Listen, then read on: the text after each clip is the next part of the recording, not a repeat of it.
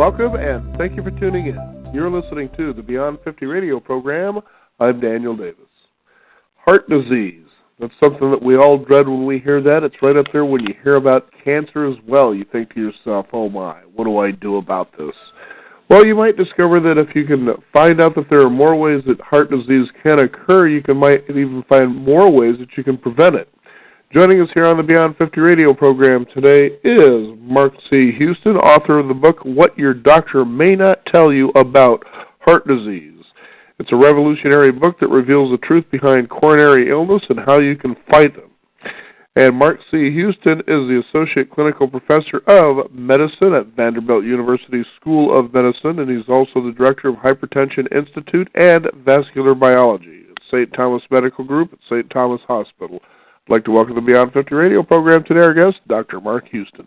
Thank you very much. It's a pleasure to be with you. Now, this is such an interesting subject because there's so much confusion about what heart disease is and what we get it. And, tell us about some of the myths that are going on out there that people should be aware of. Well, when you talk about heart disease, it's really a broad definition which includes coronary heart disease, which is blockage in the arteries, and that can lead to angina, chest pain, and eventually heart attack or myocardial infarction. That's the most common cause of death in the United States, along with heart failure, which can be congestive heart failure of two types. One is where the heart doesn't beat properly. It's very sluggish pump. And the other where the heart's very stiff and the blood literally backs up into the lungs and into the legs. So if you look at the number one cause of death in the United States, it's heart disease, and the cancer is second. Now let's talk about, for instance, the way the approach of what heart disease is, the messages that we tend to get out there about how it's caused. It seems that there are just a few, but there's actually a lot more than that, isn't there? Yes, most people and most national committees have said that there are 5 major risk factors for coronary heart disease. Those include high blood pressure, high cholesterol, diabetes, obesity, and smoking. Those top 5 are obviously very important, but they have to be defined properly. And the definitions of those, and unfortunately, in many laboratories or many physicians' offices, are not being defined in a way that allows the patient to be treated optimally by their physician. And in addition to those 5 risk factors, there are a lot of new and novel risk factors that have been discovered over the last 10 years or so that need to be factored into the equation and measured on a routine basis in the doctor's office. And in the book, On What Your Doctor May Not Tell You About Heart Disease, I delineate something like 350 to 400 other risk factors that should be considered as part of your evaluation for prevention of heart disease. Now, obviously, maintaining proper blood flow through the arteries is one of those things. So let's talk about blood pressure. We hear a lot about that. What is high blood pressure? What is low blood pressure? How do we maintain the proper kind of blood pressure, so to speak? The blood pressure is simply an increase in pressure within the arteries, not the veins. So if arterial hypertension means increased pressure, does not imply that you're anxious, which a lot of people confuse. So hypertension does not mean hypertense or hyperanxious. It means hyperpressure in the arteries. The blood pressure damages the lining of the artery and eventually can make the lining either go away or lose some of its very important compounds, particularly nitric oxide, which helps to keep the arteries dilated and not stiff and have a very small caliber. So that occurs virtually in every arterial system throughout the body. So it occurs in your brain, in your heart, your kidneys, your big arteries, your legs, and so forth. And if it happens in the heart, obviously, then those arteries become damaged, and then you get plaque formation, eventually obstruction to blood flow, loss of flow to the heart muscle. Then it gets ischemic, meaning that it doesn't give enough oxygen and it doesn't get enough nutrients, and then the muscle actually has an infarction or heart attack and it dies. I think one of the most interesting things when it comes to this is that we tend to hear a lot about how we need to maintain proper cholesterol levels. Now, how much of that is a reality when it comes to high blood pressure and heart disease, and how much of it are we hearing where, well, they're kind of misdirecting or maybe misguiding us when it comes to the research? Clearly, cholesterol, or actually a better term would be dyslipidemia, meaning an abnormality of the various types, forms, sizes, and shapes of lipids in your bloodstream. Cholesterol, as we've defined it in the past, has really been confused in what it is, what it does, and how it should be treated. In fact, if you look at the proper definition of dyslipidemia, we need to do different types of tests now to define it better. The old test, which is where you measure just the total cholesterol level or your total LDL, which is the bad cholesterol, total HDL, really have become somewhat obsolete. We have to do what's called advanced lipid testing, which we look at not just the numbers, but what's within the number.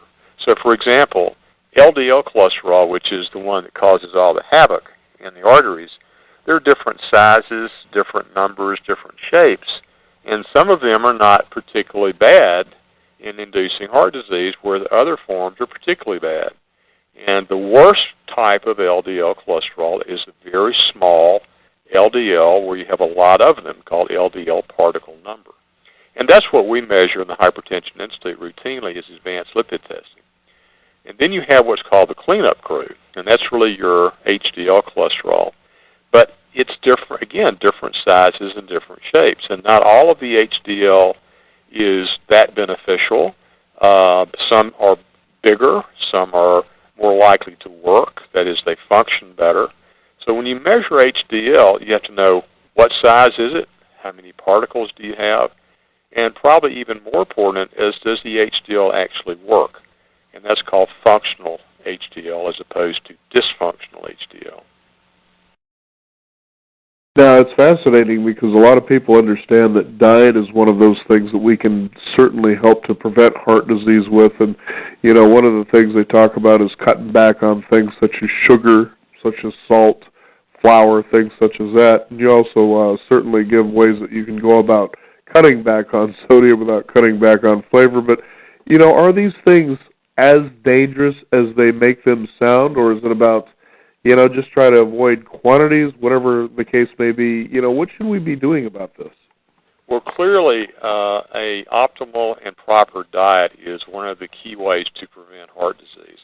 But let's stratify really what's important within your diet, from going from the worst things you could eat to those which are the best. Everyone would agree that trans fatty acids are the worst type of fat that you could include in your diet, and those are associated with all types of heart disease, heart attacks, arrhythmias of the heart, and so forth. So eliminate trans fatty acids. Second is saturated fatty acids, which admittedly are a bit more controversial. And there are probably some saturated fats that are bad, and there's some probably that are not so bad. So you have to define what type of saturated fat you're talking about. We have been told, for the last 30, 40 years, don't eat saturated fat. But you probably need to reconsider that in a more respective way, in a more scientific way.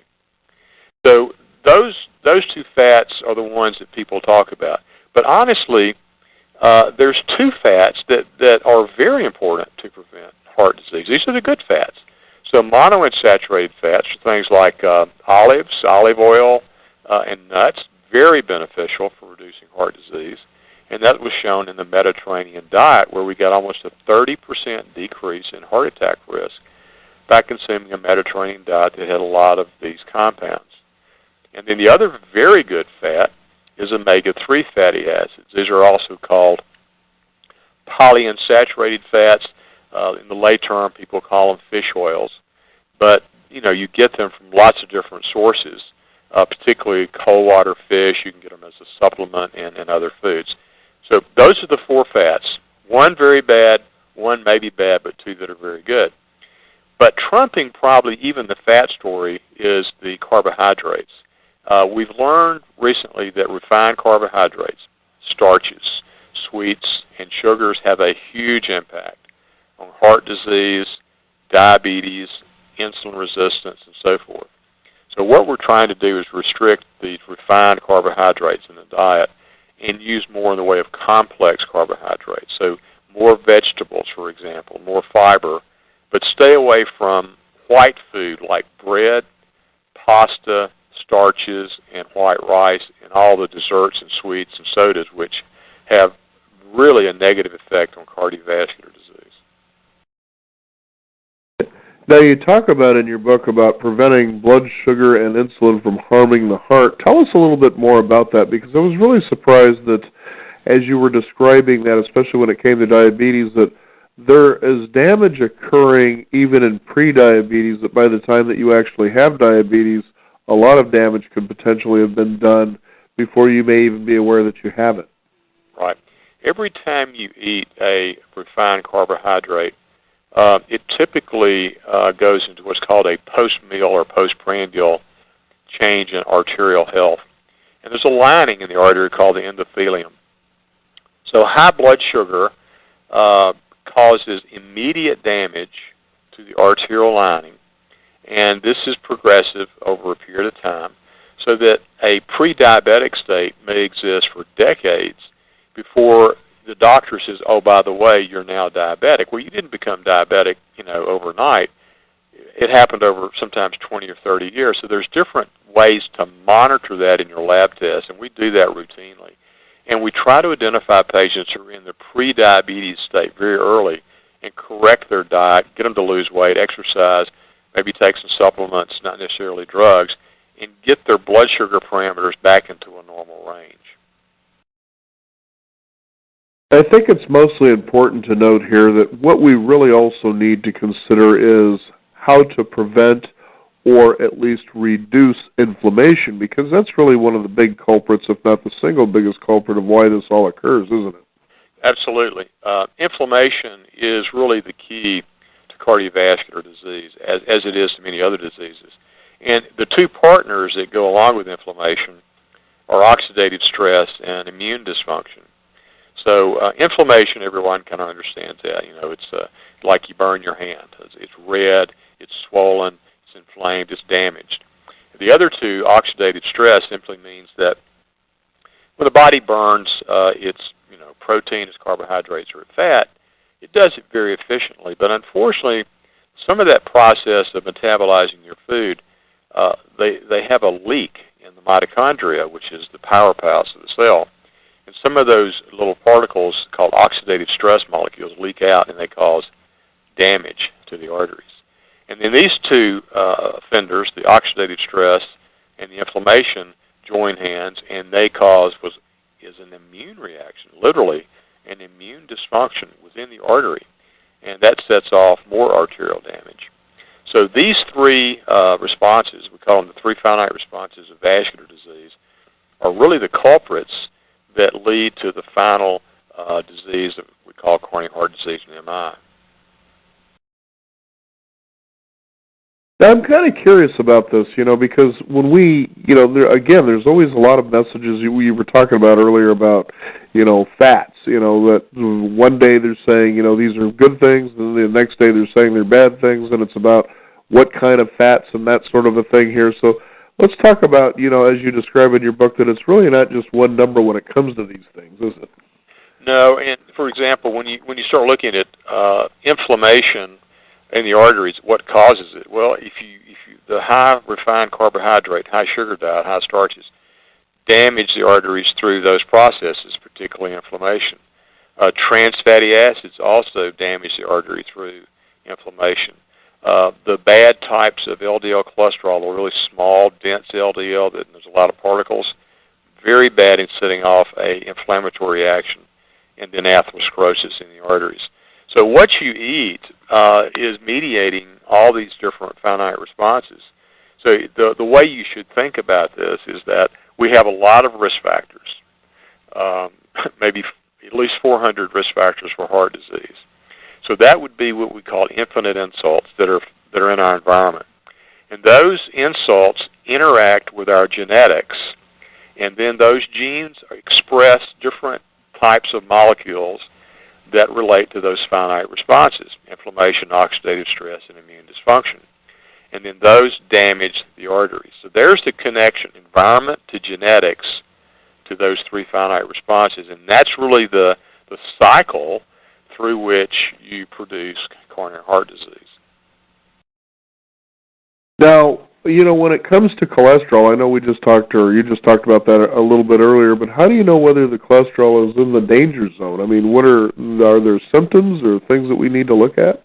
Unfortunately, high cholesterol doesn't have any symptoms until you've done so much damage that you have a vascular event, like a stroke or a heart attack or peripheral vascular disease.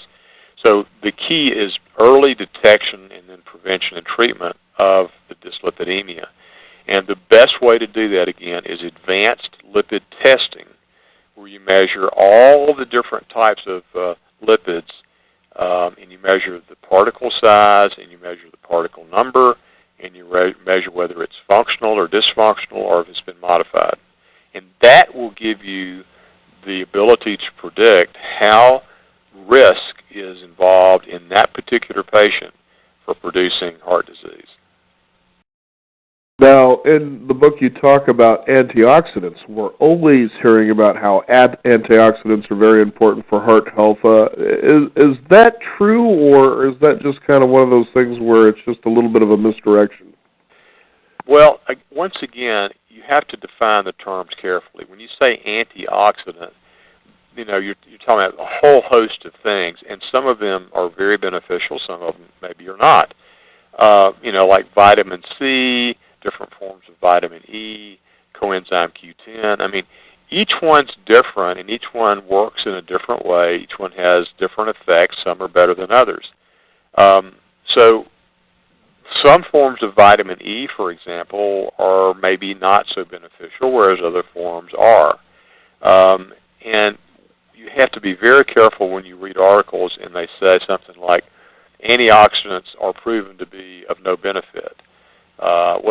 Which antioxidants did they actually look at? Which ones did they study?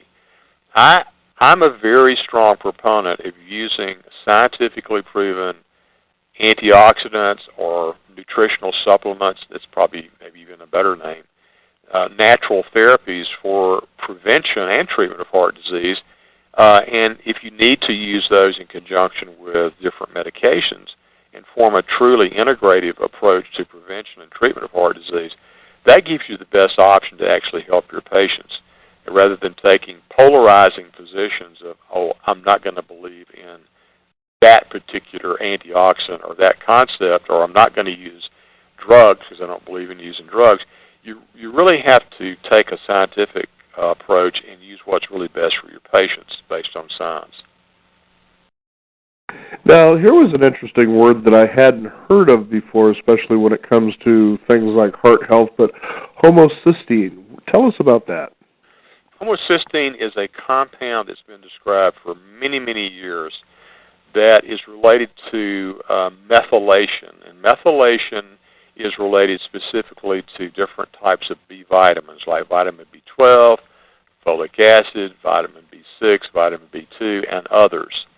That methylation process is extremely important in prevention, not just of heart disease, but also of cancer and diabetes and a whole host of other diseases. So if you're unfortunate enough to get a genetic variation in the ability to methylate, you are putting yourself at risk for a future disease. And there's various forms of genetic problems with methylation, which you can measure with a genetic SNP or a genetic test in your doctor's office. And if you find that your homocysteine is elevated, it's usually because either genetics are involved or you're deficient in one of those B vitamins.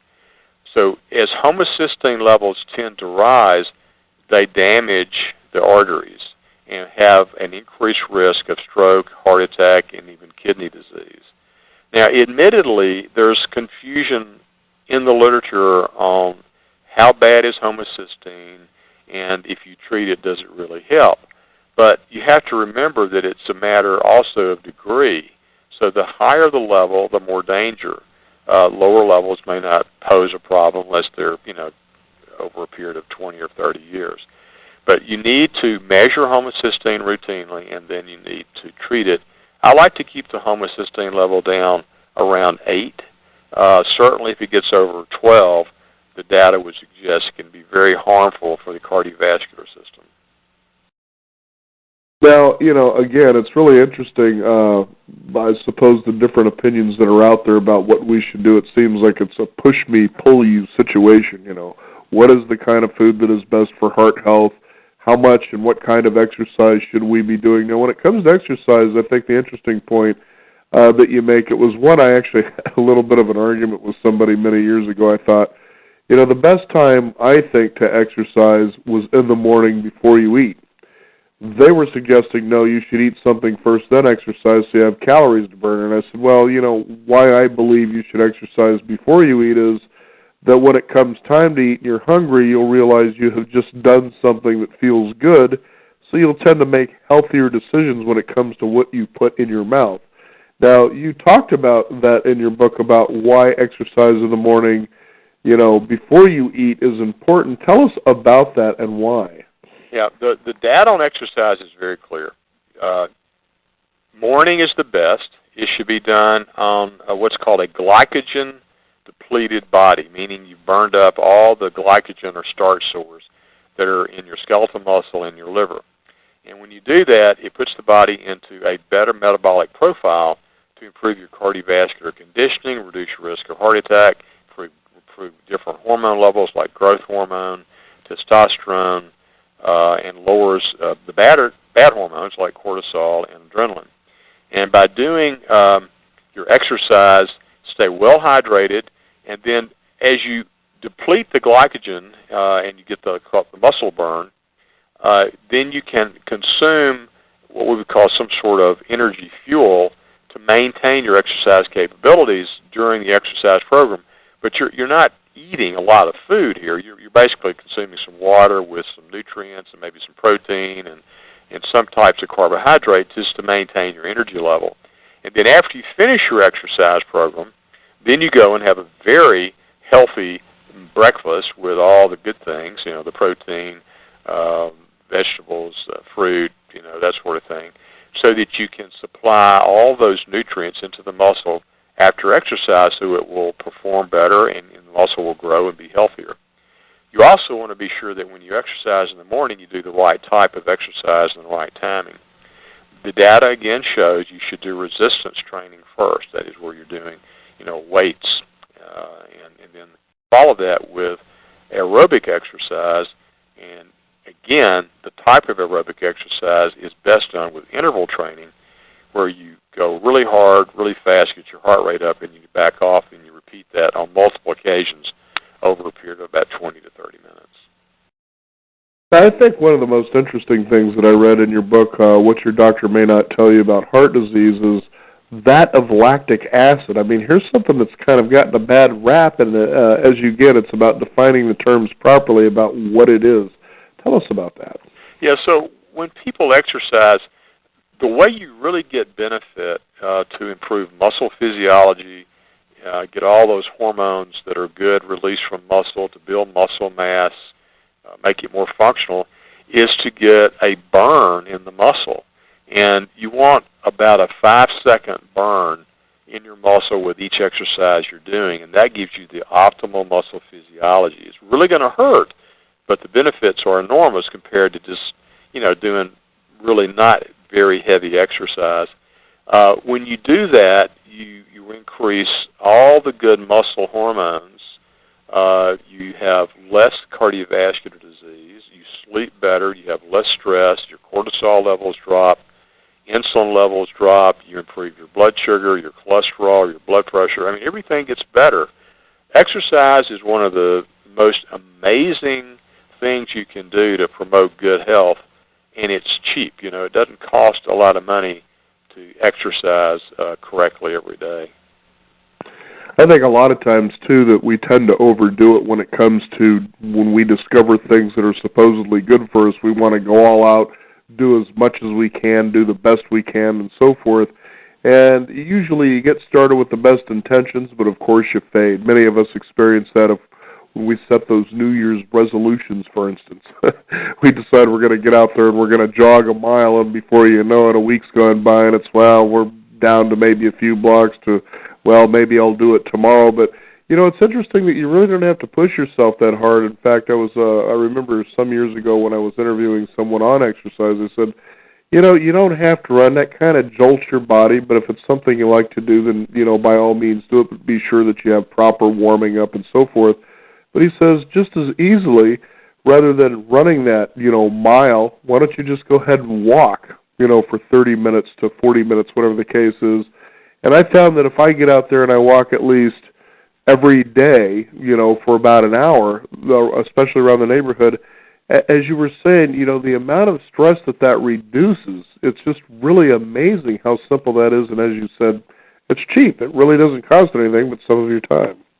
Yeah, and, you know, if you want to look at sort of what we call time-efficient exercise to really improve your health but not spend a whole lot of time doing it, most people would do 1 hour, 4 days a week. And in that 1 hour, you're going to really exercise pretty heavily. So you do like 40 minutes of your resistance training, followed by 20 minutes of interval aerobics. So 1 hour, 4 days a week, and the benefits are pretty phenomenal. Now, going back to diet just real briefly, it's interesting because people always say, you know, what is the best things to eat, so forth and so on. And I like what you outlined in your book because I've heard this from experts over the years that we've been producing this program. When it comes to fruits and vegetables, you really say, you know, the best way to go is go on the color spectrum. And I also like to suggest, too, that people eat more locally and in season as well. Is that pretty important to do? Yeah, it is. You want to try to eat fresh as much as you can. You want to try to eat organic if you can. Stay away from processed foods. And all that's real easy to do. You just shop outside the aisles. Yeah, you do. That's the first and the only place I go. Very rarely am I going down that middle for that box or that package. Yeah, support your local farmers with the co-ops. I mean, it's really not that hard anymore to get fresh organic food in your local community, and there's different companies that actually deliver fresh organic food to your doorstep. You sign up for different companies. It's a little more expensive, admittedly, but the benefits of doing that are much better than going and buying processed and canned foods and salty foods and things that are just not healthy, and they've lost a tremendous amount of the nutritional value because they're sitting in the grocery store for sometimes days or weeks before you even buy them. You know, it's funny you bring that up, especially when it comes to people saying, well, that seems so expensive. And I was watching a program, I think it was on the PBS network, and it showed this Hispanic family, and it was interesting how the wife of the family thought about how they spent their money. Look, you know, I can buy this one head of cabbage here and it'll cost me this much, or I can get 3 2-liter bottles of pop. And she started equating with money, money spent to abundance. You know, how much can I get for it? And it's fascinating that if anybody's actually ever spent any time in restaurants, depending on the level of restaurant work that you do, that you'll find people, they come in to be fed. Is that going to be enough to fill me up versus enjoying a really good quality meal that's going to probably cost you a little bit more, but in the long run is better for you? And it's interesting when they put costs there because they'll say, well, that seems expensive. And I'll say, well, consider the alternative. Yeah, exactly. Fascinating stuff. Now, Dr. Mark Houston, do you have a website out there people can find out more about this? Yes, it is. It's hypertensioninstitute.com. hypertensioninstitute.com. Very good. I just want to say that I was really surprised the ease of which it was to actually read this book and to realize that a lot of this is a lot simpler than they tend to make it out to be. Yeah, you know, we try to write a book that the lay people could sit down and read and understand and then ask these questions to their physicians so they're more educated. And once they do that, they become a partner in their health care, and they're going to be a lot better off in the future for preventing heart disease. Mm-hmm. Well, as I also like to say, too, everybody likes to point to the fact that it seems that our medical system in America is broke down, and I say to myself, Well, how many people are taking a proactive approach to their health instead of waiting until things go bad, then you pass it off to someone else? You know, be proactive, which is exactly what we're talking about here today, and you can do that by picking up what your doctor may not tell you about heart disease. And I'd like to thank you so much for being here on the Beyond 50 radio program. It's been a pleasure, and could you please one more time give out your website for our listeners? Absolutely. HypertensionInstitute.com. Very good. Dr. Mark Houston, thank you so much for joining us here on the program. My pleasure. We want to thank you, the listeners out there, for tuning in. The New Year's resolution, pick up a copy of what your doctor may not tell you about heart disease. You'll realize that a lot of this is a lot easier than you think it is. Remove that confusion. You can also discover more by visiting us at Beyond50Radio.com. That is the number 50. Sign up for our free weekly e-newsletter as well. You can also follow us on Twitter at Beyond50Radio as well as Facebook. I'm Daniel Davis. Thank you for tuning in. This is the Beyond 50 radio program, and remember, live your day past halfway.